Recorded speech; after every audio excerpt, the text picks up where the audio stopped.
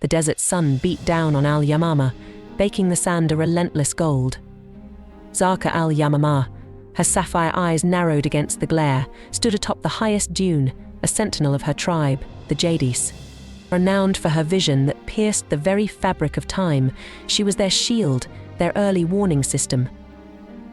Legend whispered she could see riders from a week's journey, their heat signatures shimmering against the horizon.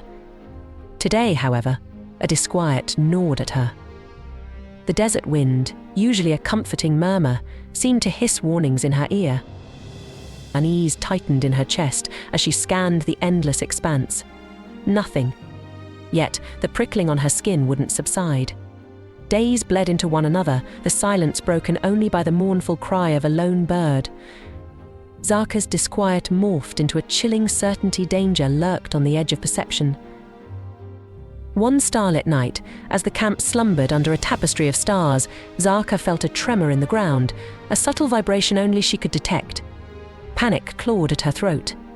This wasn't sand devils at play. It was the rhythmic thud of approaching hooves, a muffled tremor that spoke of a vast army on the move. Rushing down the dune, she burst into the chieftain's tent, her voice hoarse with urgency. "Wake the tribe. Danger approaches. A hidden army marches towards us." The chieftain, a burly man named Malik, scoffed. "Zarqa, the desert plays tricks on your eyes again. We've been on edge for days because of your pronouncements. There's nothing out there." Other elders echoed his sentiment. Zarqa's warnings, once revered, now held less weight. Frustration and fear burned in her eyes. "Believe me, I see them, an army hidden amongst." Her voice trailed off. She couldn't bring herself to utter the absurdity. Amongst what Malik boomed. Amongst trees, she whispered, shame coloring her cheeks. The image that seared her vision was ludicrous men cloaked in the foliage of uprooted trees, a forest marching towards them under the cloak of night. But it was the only explanation. A ripple of nervous laughter went through the tent. Trees? This was madness. Malik dismissed her with a dismissive wave. "Zarqa, retire, rest your eyes. We'll keep watch." Despair gnawed at Zarqa. Her tribe, her only family, wouldn't listen. Sleep evaded her that night. She paced the camp, the tremor in the ground a constant drumbeat against her heart. As dawn painted the sky a fiery orange, a chilling truth settled in her gut: the enemy was near. From the lookout post, she saw a mirage in the distance, a shimmering oasis. But something felt wrong. The image wavered, the edges blurring. Then, with a horrifying jolt, the mirage solidified. It wasn't an oasis, but a moving wall of trees. Panic surged through her. They were here. She raced back to the camp, screaming her warnings, but it was too late. The trees erupted into a cacophony of shouts and clashing steel. The enemy, the rival tribe of Azidi, had used Zarqa's legendary sight against her, masking their approach with stolen foliage. The Jadis were caught unprepared. Confusion reigned as men scrambled for weapons. The battle was fierce, but short-lived. The Azidi, fueled by surprise and superior numbers, overwhelmed the Jadis. Blood painted the golden sand crimson. Through the chaos, Zarqa watched, her heart a shard of ice. Malik, his face contorted in rage and betrayal, fell to an Azidi scimitar. Tears streamed down her face, blurring the scene before her. Suddenly, a brutal hand clamped over her mouth, dragging her away from the carnage. She found herself face to face with the leader of the Azidi, a man named J-Dam, his eyes gleaming with sadistic pleasure. "The legendary Zarqa Al-Yamama," he sneered. "We've come for your sight, your so-called gift of prophecy." Before she could scream, a searing pain erupted in her eyes. A barbaric scream tore from her throat as J-Dam, with a sickening twist, gouged out her precious blue orbs. Darkness engulfed her, a suffocating oblivion. They left her hanging on a makeshift cross, a silent testament to their brutality.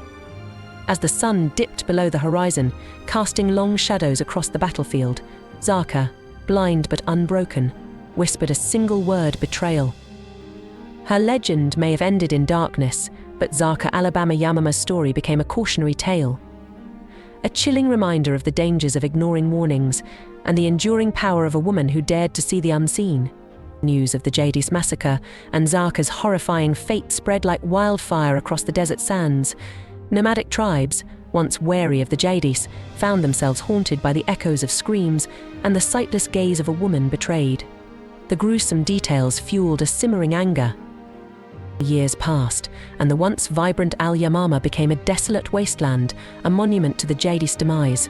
One scorching afternoon, a lone figure emerged from the shimmering heat haze, a young woman cloaked in midnight blue robes, her face hidden by a veil.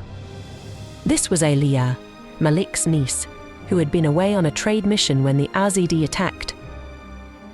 Returning to find her tribe decimated, a cold fury ignited within her. Grief morphed into a burning desire for vengeance.